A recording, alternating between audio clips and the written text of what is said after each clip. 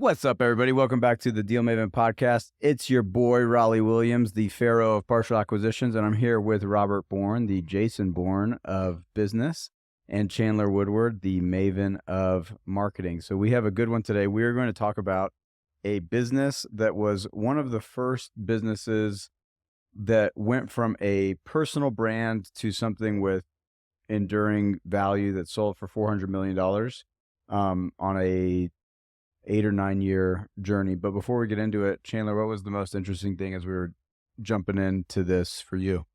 I think one of the biggest things I saw, or like just kind of diving into it, was seeing just some of the different parts that Toby and Kayla both would take into like taking it from that personal brand and positioning it different, and like bringing in other characters to take it from just mainly Kayla to just being able to sell and exit, like with other businesses not able to do that. Yeah.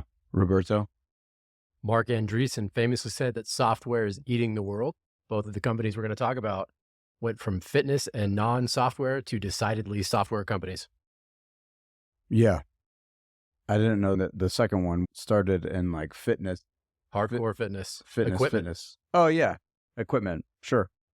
Okay. So the background and the story that we're going to talk about today is the story of Kayla, Itsiness, and Toby Pierce as they were building a business called Bikini Body Guide that ultimately turned into a business called Sweat that they sold for $400 million to iFit, as a hardware and software conglomerate out of Utah, of all places, that they sold last year for. So I'm going to do a bit of kind of the background of how it all got started. And it's interesting for me because when I was in my summer internship in New York, we were living in this extended stay hotel.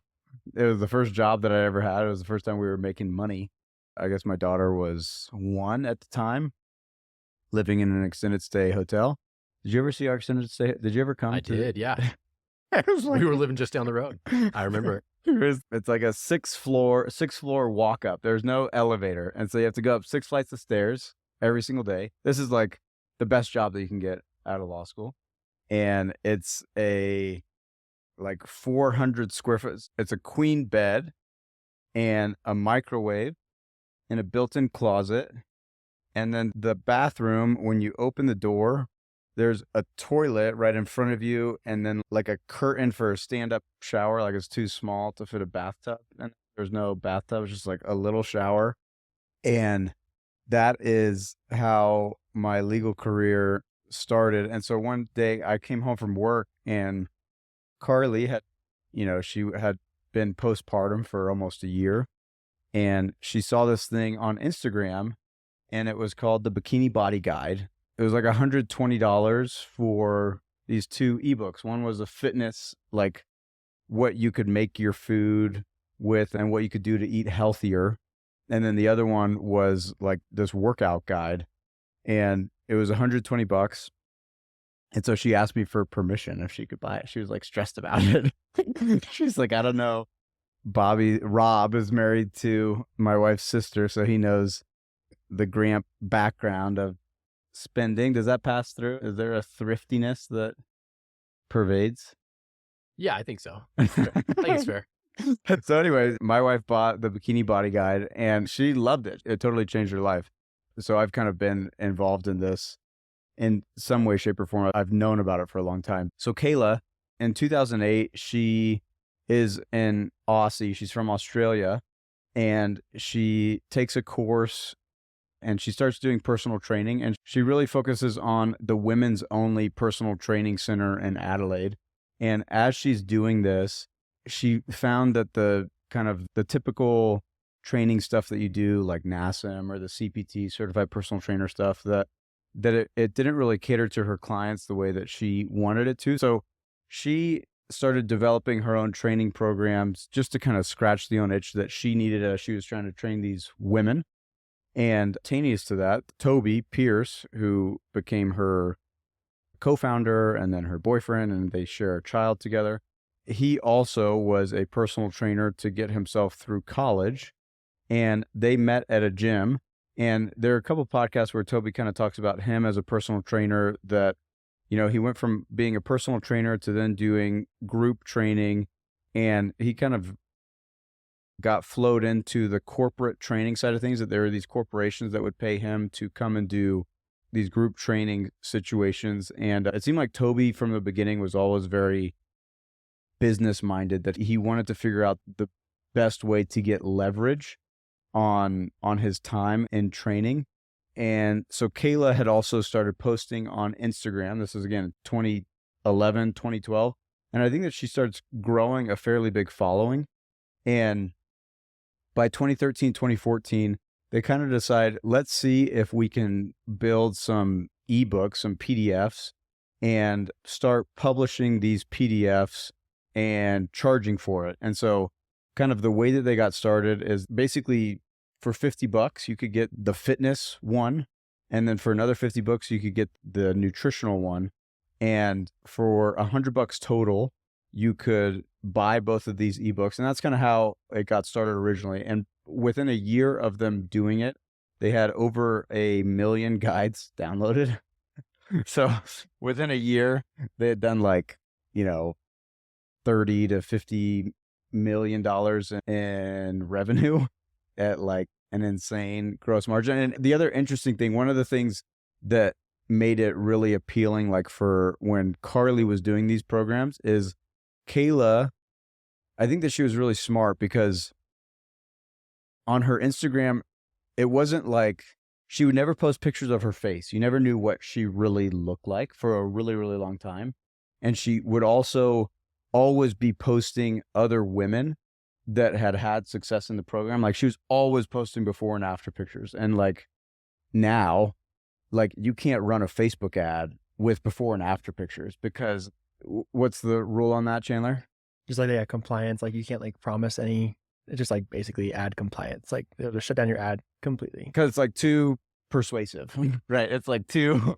So you're promising the result. You're promising them. It's like, hey, you can do this too. You can always do it on your own channel, which is what Kayla did. But like Carly was massively loyal to Kayla because she really wanted to get posted on Kayla's Instagram page, so that way she could get followers. And so the first big change that they did is they went from these ebooks that were just kind of like ebooks to changing it to the Bikini Body guides. And so Bikini Body Guide, this whole BBG, like started to grow this cult following amongst the BBG community. So in 2015, they start doing this tour called the Kayla and Itsiness Boot Camp World Tour, and they gave free group fitness classes. And so Carly actually got invited to go to one of these in New York. And Kayla and Toby, a smart thing that they did was that I think that very early on, they intuitively sensed the importance of community and like being out amongst the people. I think you can get a lot of people that build an influencer brand and they want as much distance from the audience as possible. They want to be like publishing on social media and like, it's like, oh, these are my followers and they exist for me to extort them to the extent possible. And, and they were very savvy to not just keep it in like the digital only format and to build, they had these women that would be like trainers. And so similar to like in Utah, you have like a high fitness thing where you have these coaches that do this all, and like those trainers kind of maintain brand integrity. BBG did this very early on, where in the US they would have these BBG meetups where women would all get together and they wouldn't pay any of these people. But like Carly was like upset, like she was like dying to be able to be one of these free trainers in order to start building the community. And we'll see that that ends up being an important thing that they continue to do as they transition it to what ultimately becomes the Sweat app. By 2015, as they're doing this world tour, there are a couple podcasts where Toby starts talking about, they start getting a sense, right? I mean, it's very easy to feel like you're on top of the world. You're in your early 20s. You have a business that's doing 30 million top line and at 50% margins, right? You're making $15 million a year. It's great. And for whatever reason, Toby and Kayla together, they decide that they have to do something. They basically have to undo everything that they did in order to build something to start extricating themselves from the business. Yeah, it's kind of interesting because when he said that, I heard like similar things on different podcasts. I was like, oh, like how much of that is true and how much of it he's like trying to like put himself up like, oh yeah, I knew exactly what I was doing. But looking at it, like looking at their day one pages was like heavy, like Kayla. And then in the end of 2015, they started moving towards like sweat with Kayla. And it's like they started getting that sweat brand early on. And then, like you said, like the movement and stuff, they started getting like, says like, this was in 2016, says get Bikini Body confident, join over 10 million women and get healthier, fitter. And so she takes herself out of it. And this is on Kayla's website. And there's nothing about her. It's all people. It's like join my fitness community. It's like heavy. I'm trying to think back to like, I wonder if that's one of the first. I think that there are a couple firsts. You have the rise of social media that Kayla rides that wave. And I don't know that you have very many other examples that this early on, they build their brand off of the product that they themselves sell versus, you know, if you're Paris Hilton, kind of OG influencer, Kim Kardashian, right? Like all of those people up until late, like Kylie and all those people, they kind of learned later on to start selling your own products. But I think Kayla is one of the first that starts monetizing her influence with a product that she herself controls and doesn't do much like brand collaborations outside of that. I'm trying to think of other kind of fitness things that existed around the time that like were so women dialed, right? That like P90 or like, Yeah, P90X can you think of anything that was like, that picked one very specific segment and just like went for it maniacally? You know, you can probably look back and find videos of old DVD, right? Like, I mean, P90X is a good example, right? Like it came in the box, and that was probably pushed a little more towards males. Yeah. Just given the founder and his history. But what's Jazzercise? That's probably women focused. Jazzercise. Yeah, but that started as a class in a studio. Yeah, totally. Right. And I think it does correlate pretty well with Instagram, the rise of Instagram specifically, which, if I'm not mistaken, a lot of the early user growth was based on women, and it was very image focused, right? And so Kayla taking her own image, except for her face, and using that to sell a product brought in a huge community and a massive following.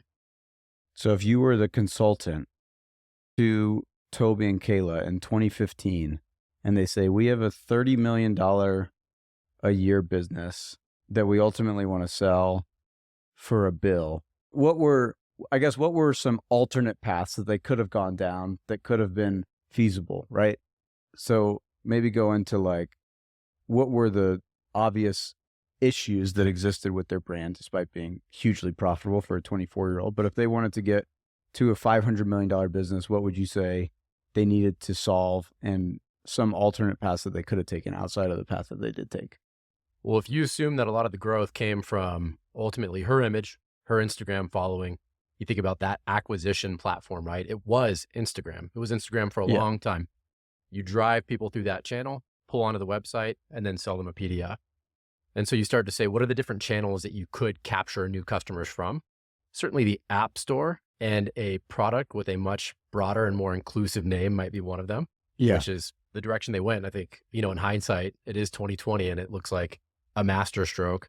Yeah. That was the right pick. Yeah. But I mean, outside of that, right? Like, what are the other options? Do you try to attach yourself in some sort of partnership to a bigger brand? Potentially. That's an option. Supplement. You could go a different product outside of software or an app, right? Yeah. And what was her product? Her product was, I have a regime for women to get their desired body. Yeah. So you could step into adjacent products. You could step into supplements. You could step into workout equipment, all sorts of stuff. Hardware. Right? Yeah. So I think there are a few options, but they kind of took the path of maybe not least resistance, but it's a tough one. You maybe have one or two good pivots in terms of branding. Yeah. I mean, like one or two shots on goal in terms of getting it right. Yeah. And and if you miss hard, right? Because you take the effort to rebrand your entire business. Yeah. And if that brand doesn't land, you try to fall back, but yeah, I think it's tough. I think it was interesting that they didn't bring on a CTO, right? Like to go from an ebook sold through Instagram to going through the App Store and like all of the technological issues it's still hard to get onto the App Store and be compliant and all that stuff and push updates and all that stuff. And I mean, it seemed like they spent millions of dollars in the development of the Sweat app and didn't have anyone in-house that like really managed that for them. Yeah, and I think the other piece of that though is it's a content engine more than anything else. Yeah. And so they can deliver the content Not through technologically that app. Yeah, complex. the app itself is nothing special. There are a million apps that are packaged like it. Yeah. But if people believe the content and the output they're going to get from the content, that's why they keep coming back. That's why they pay the subscription. Yeah. So, I mean, the way that it worked is in November of 2015, Kayla and Pierce, they move Bikini Body Guide. What do you think that does from a branding perspective, from Bikini Body Guide to Sweat? I mean, in my humble perspective, look, it's a generic name. It's inclusive. It's far more inclusive. Yeah, if you right? imagine Bikini Body Guide and today, that would be worth $0. We'll get a master stroke, right? Kind of seeing which way the puck is going. But it's an inclusive name. That said, the name still indicates roughly what it is. Sweat, synonymous with fitness. So you know you're in the ballpark of fitness. It's kind of the classic one-word brand, which I always think is cleaner if you're a true brand aficionado. Yeah. It was a clear departure too from BBG. And so I think it hit a lot of the right notes. And if she still has a massive following and a lot of that customer acquisition methodology was based on people listening to her on Instagram, she can push the new brand. So she pivots the brand. The brand name is immediately more open-ended for folks wanting to get into fitness for the first time, wanting to get on an app, do it from home. But she still had her own acquisition channel, which was Instagram. And hopefully through word of mouth, the magic of the App Store and the algorithms, she could take advantage. And that's exactly what happened. Because it's not always, I mean, obviously hindsight, but it's not always 100% obvious that inclusivity is the way that you should go with your brand, right? There's like benefits to being exclusive. And, you know, you have Tone It Up now, which is a New York outfit of two influencers that they've kind of gone on a bunch of distribution channels with supplements. And, you know, you could have said, we should promote one body style and exclude anyone who's not interested in that body style. How would you think about solving that? Should we go exclusive and say we're the cool girls from high school and everybody else who's not a part of us is, and be aspirational in the brand, or inclusive and kind of grab all potential body styles moving towards something? It's a good question. I do think she had one advantage, right? She had hit the critical mass already in terms of followers. Yeah. So she had a sufficient base to build on. I think either way for her. You think she would have been right either way? I think she would have been right either way, but I do think that by making it more inclusive, she'd already won her loyal followers. And you just stared at the reference point, which is Carly's experience. And I think Allie had a very similar experience. People who had gone through the program saw the results and really respected what she had built as a demonstrable way to change your body and your self-esteem. So she had a loyal group of followers. That group wasn't going anywhere. So I think by making it inclusive, but still pay gated, right, through an app, you get the best of both worlds. Had she only had a few hundred subscribers, I don't think that works. I guess Lady Boss went the opposite path. Yeah. I think, well, even like starting off, like she went completely. So what's Lady Boss? Explain Lady Boss to Lady Boss was like to a very the uninitiated. Which is hopefully most of you. So Lady Boss was, how it started was, what's her name? Kaylin. Okay, Kaylin. Right? Kaylin Itsiness. Kaylin Poulin. Yeah. Started Lady Boss in around the same time as 2017. I think 2016. Yeah, it was 2016 is when they're really starting to start to take off. And it was very Christian focused. Like, it was an info product. Complete info product. I don't know that there's any other info product, I guess ebook or whatever. I think, at least in terms of what I got exposed to, because Carly got into it after. Like, I think Kayla was kind of like first mover. Oh, totally. In a big way. Outside of the DVD, like infomercial thing, I think Kayla was one of the OGs in terms of selling an info product over social media. Yeah, I think so. I actually tried starting one with my mom and Russell in 2013. It was called like Body Evolution, and it was try going the same way of like quick little workouts. And I'm pretty sure it had to be like super, like right off the bat of Kayla, what she was doing. Cause like the exact content, everything we were doing was extremely similar. So what she did was like, I think she crushed it like with just nailing like Bikini Body Guide. I would say very exclusive to like most like women, because most people probably aren't either wanting to see themselves in a bikini. I'm not completely sure, but like she excluded a pretty big majority of people. She wasn't a mom. She wasn't anything, like she couldn't really capture like the stay-at-home market. She couldn't like, Yeah. she really excluded herself, like saying of being like pretty intense. And then when she finally dominated that, and I think it was good with, I was just looking at some of the old pages of Bikini Body Guide, was like in the groups that you're talking about, was like Facebook group specific to a state. And I think she nailed that. And I was like, if you think of like at Facebook groups at the time as well, like how many people would invite like your friends, like, hey, let's do this together. Let's go join. Like when we were trying to do Body Evolution with my mom in early 2013, 2012, it was like we were trying to get these little small groups. And it was exactly the same of like what she was doing, and just seeing like how hard it is to like really dominate that kind of market. And like, what'd you say, she was doing 25 mil a year? Yeah. Like that's insane. Like Lady Boss at its peak, right, was doing 40 something, but the margins weren't even close. Because supplements, yeah. Right. And so I think she nailed it of like focusing on what you're saying, like of really mastering her acquisition engine too, of like how she really like, she perfected that and didn't pivot. I bet she was like tempted. I see right now, like she's got like foam rollers, all this stuff later on. And like, I bet, and that's like all sweat with Kayla. And so I don't know how like later on in, but she really nailed like that market of like, really dominating her market first and then going more inclusive and trying to bring other people. And I don't know how expensive sweat.com is, but that's a pretty as a domain. Yeah. I also think, I bet just looking back at it, I bet Sweat was a partial reaction to Bikini Body Guide, which is exclusive, right? And doesn't really capture. And so I think them probably wearing that brand for a couple of years and wearing the exclusivity of it and probably hearing the customer complaints of, you know, well, I look so far away from Kayla, and so will this work for me? Is this the right thing for me? All of that stuff. I think that probably could have been a reaction to the issues that they had with Bikini Body Guide. Totally. Which was more exclusive, because I do think the Bikini Body Guide was it was an intimidating, like you're touching on the thing that most women are very intimidated to do, which is to put on a bikini. And also it's like a specific season too. I mean, that's like getting ready for summer, right? It's like, totally. And so the Sweat with Kayla app sat at number 1 in the App Store in more than 142 countries within a year of the release. And the cost to do it was $20 a month, which is, that's at the time, that's 3x Netflix costs, right? Netflix was probably $8 a month back then. Right? So from a pricing standpoint, I mean, that's spendy for an app to go from $50 for a one-time hit to $20 a month.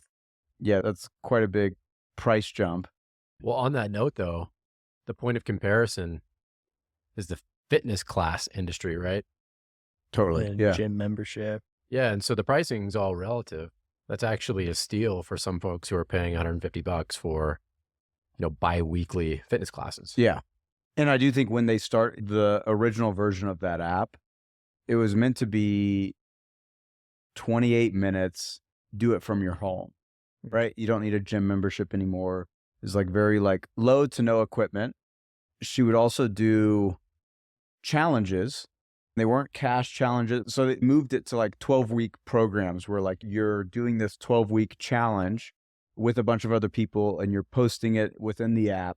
That was another, I think, innovation that they did, was that 28-minute workout. I think that came from an insight that they had as they were training women specifically, that, your usual like personal training thing is like, it's an hour long because it's an hour slot. And like, that's how they like to do their time at the gym, whatever.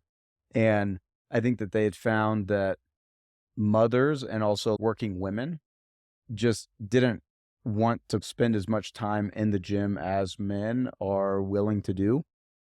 And so their ability to segment down on who the customer was, be women specific. I'm trying to think of what else, like what the other options were back then for women working at home by themselves while also being connected to a community like P90X, you didn't have a community aspect of you're trying to get, you're not live streaming P90X with people that you're doing it with. I think that community aspect that they had already kind of started to run as a ground game of like just in person doing it as community events.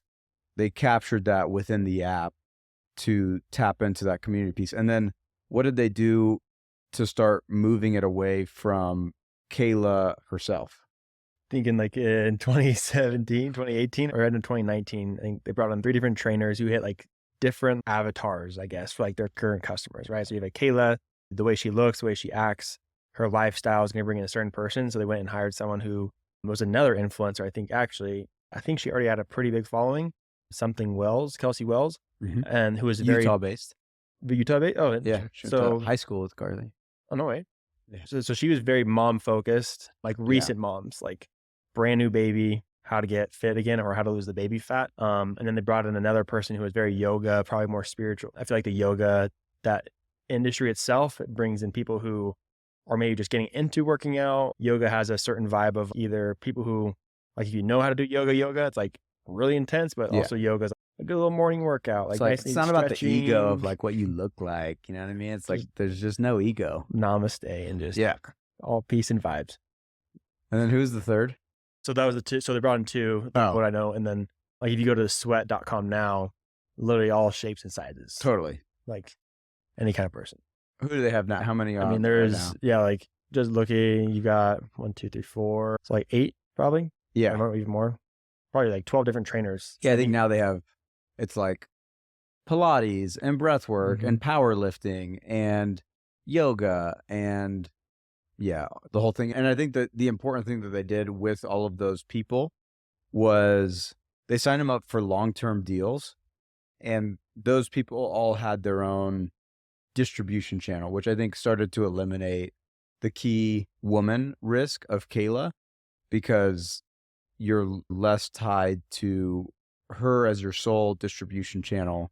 And also I think, the app itself, I think iFit was probably able to look at it and like Kayla created a key woman risk from an acquisition standpoint, but if you can show that acquisition risk got minimized, and then the app itself is driven by just the stickiness, like what's your churn versus what's your net customer retention is basically the question. If you can show that you can acquire customers outside of Kayla, and if you can show that your net customer retention outside of Kayla pushing it is good, what are the other issues that you would have as a potential acquirer?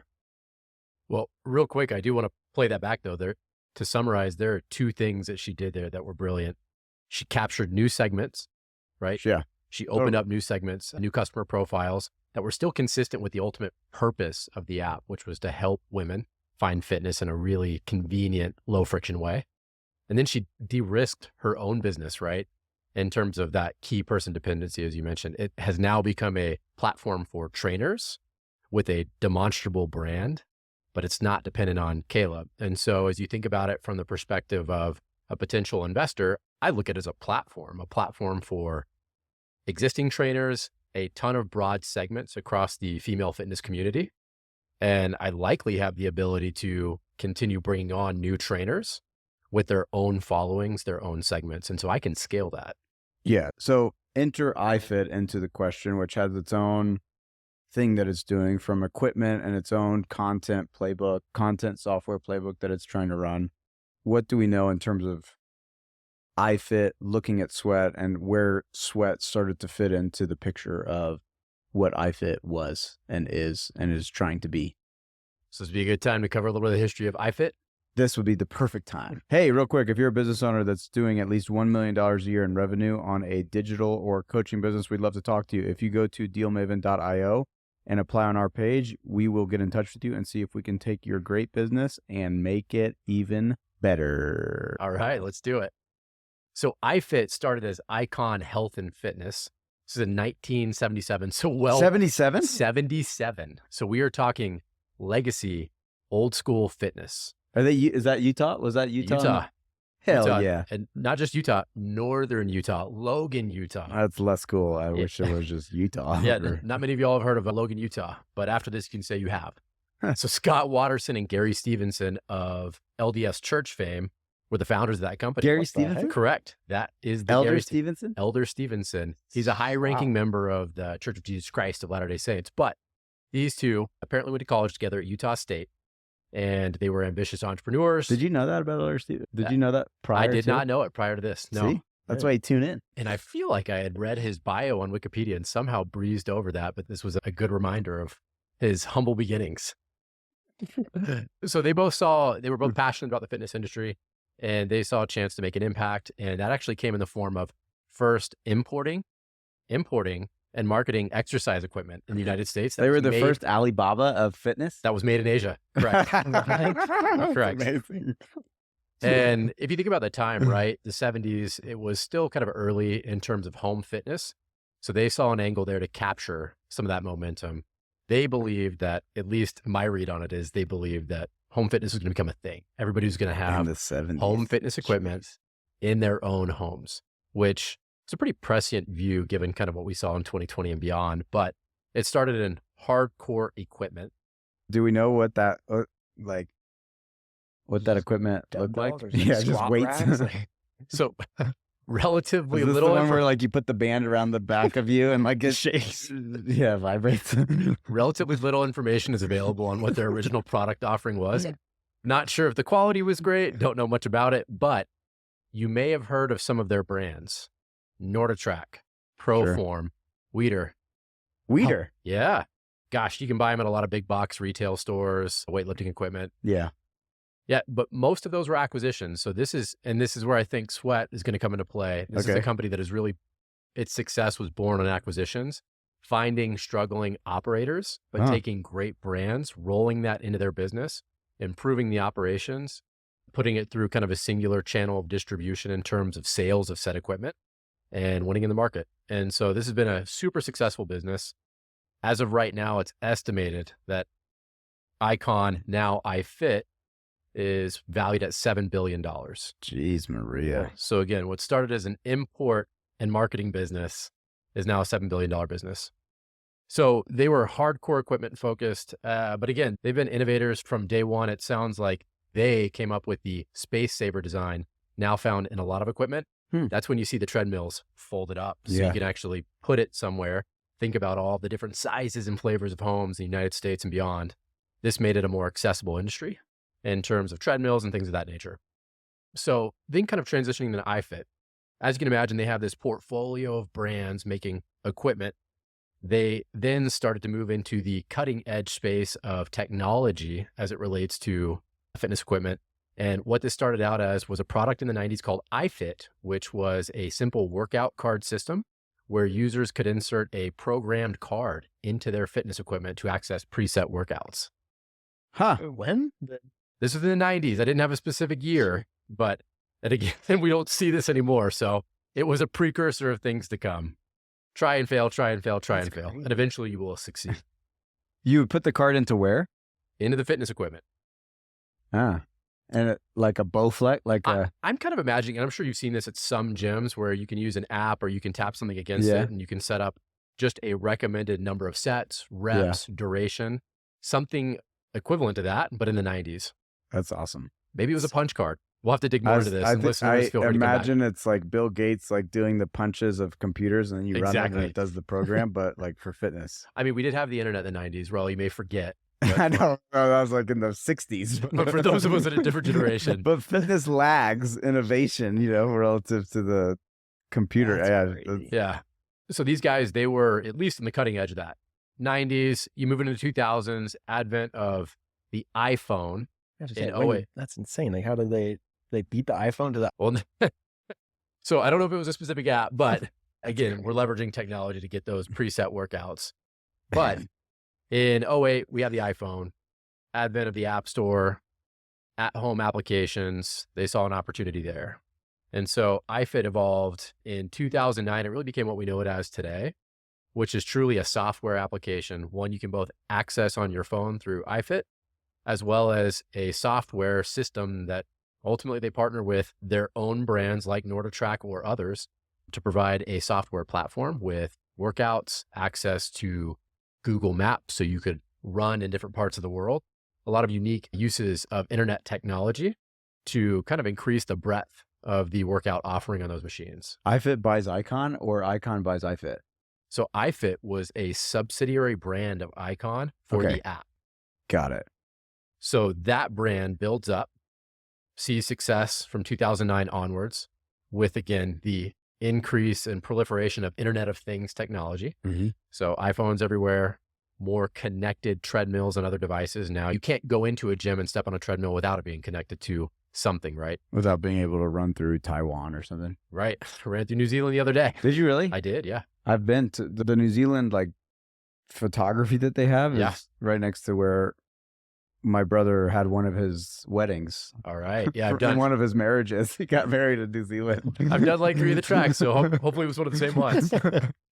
So they become an app company and a hardware company, right? Forward thinking, as that company continues to evolve, they realize that iFit is kind of the beating heart of the brand moving forward. So iFit becomes the Not Weeder. Not Weeder, unfortunately. Not the How legacy brand prescient Weeder. of them. So they actually changed the name of the parent company, Icon Health and Fitness, to iFit. So now the company is iFit. And that's where Sweat comes in. So they've now spread out the business across multiple products, both hardware and software. They've stepped into different adjacencies, as we say. And as a part of that strategy, acquisitions were a part of it. Software development was a part of it. They see Sweat as an opportunity. Why? Sweat gives them access to a new set of demographic segments, not just in terms of gender and preference, but also in terms of geography. I think in NordicTrack, I would guess the NordicTrack proliferation in Southeast Asia probably isn't super strong. We need to fact check that. Predominantly a North American brand. Totally. Right? But if you come back to Sweat, first and foremost, Sweat is in 140 countries? Is that right? 140, number one in 142 countries. Number one in 142 countries. And a big part of that presence is in the APAC region, which Kayla, Itsiness herself is from. Yep. Half of all Instagram followers hail from APAC. Really? Yeah, correct. And so it stands to reason that with this acquisition, they access new customer profiles, a new segment, and they really capture an entirely new geography. And I bet the from software product. iFit's perspective, their social media presence, I would assume, is anemic at best. Like NordicTrack isn't really blowing things out of the water from a social media perspective. And I think they're probably feeling, you have Peloton and you have Mirror and you have Lululemon. You have all these. They're digital native. I mean, some of them are digital native companies. And you have all this pressure, right? Especially in North America. I don't know, like North America is probably very bloody. It's probably very competitive, like. This has to be the most competitive market. Yeah. Like in terms of fitness hardware that's coming out. I mean, I know NordicTrack well, but from a standpoint, I don't know of many other brands out there that would be as attractive as the Sweat app in terms of grabbing it that have like high growth potential. Yeah. So if you're in the middle of this multi-decade transition from hardware only into software, makes a ton of sense to go to a company that's digital native. Yeah. Right. New customers, captive following online. It's a fantastic way to kind of open up your customer base. Yeah. And to continue moving forward. From a size perspective, do we know how big this is relative to iFit's? Like, is this the biggest thing that they've ever done, or this is kind of right within their, you said a little bit in terms of capital raising, like they needed to raise some outside capital in order to get this deal done? Yeah. So they raised capital in 2020, $200 million in a private equity deal. And there is speculation that they're going to IPO, but probably awaiting, like many of us, market conditions to improve. Yeah. So it again stands to reason that $200 million went to help buy this out. And do we know what the ultimate deal was? I read somewhere that it was 119 mil in cash to Kayla and Toby. And then no one knows the remaining, but the exact deal never was actually like released. But I did read, so according to someone's financials, that someone said it had like about 119. I've heard 480. I mean, it's the actual deal. So yeah, like the deal itself. I've seen a lot of $400 million. 400 was like the number I saw, but no, in cash, 486. So according to the Wall Street Journal, 300 million. Cash, stock, some combo. Likely some combo. Because if you're raising 200 million, you're not going to blow your entire war chest. And I'm sure On one acquisition. post-COVID and all that, I'm sure there aren't a lot of all cash deals out there for something like this. And I also think you can see post-acquisition, like Kayla is still there doing content around Sweat. So you know that she's still tied to this thing in some way. And from some of the interviews that I've seen Toby do, it doesn't seem like he is as tied to it as she is. Like it seems like he's out and she's still there in some ways. I'm sure there's some earn-out component to the deal. So I guess summing up, Bobby, what's the playbook? What's the playbook if you have a personal brand that's doing well, that has some momentum to it, but you want to sell the business one day? What are the levers that you have to pull? Well, I think we've talked about brand, right? And so whether it's a hard pivot or something else, I think the transition to brand, and a brand that is perhaps more inclusive, exclusive, but a brand that is independent of the individual creator, right, is a critical piece to this. And I don't think Sweat makes that move if it's BBG by Kayla Itsiness. Yeah. And so that's a less attractive proposition. By transitioning the brand itself to Sweat, by moving to an application platform with software rather than a content-based PDF with multiple distribution channels through the App Store, et cetera, it was a big part of that growth and that transition that makes it more attractive as a potential portfolio company. And so I think the first move you got to make is figure out, how can I capture more revenue through different channels? And how can I open up my brand and remove some of that key person risk with that brand, as you mentioned? Yeah, I think maybe one day we'll do Clean Simple Eats, because I think that it was a very similar. Definitely. They went the supplement route, but it was an influencer couple that was doing info product guides that de-risked the distribution aspect of what they were doing by going to retail, right? Retail distribution outside of their own personal brand, and had another great exit while avoiding the software side of it, right? And so you need to get them on since you live right next to them. Chandler, from a marketing standpoint, what do you see as the playbook if your marketing channel is solely based on social media and a personal brand, and you want to have something that's sellable? What's the move? What's the playbook?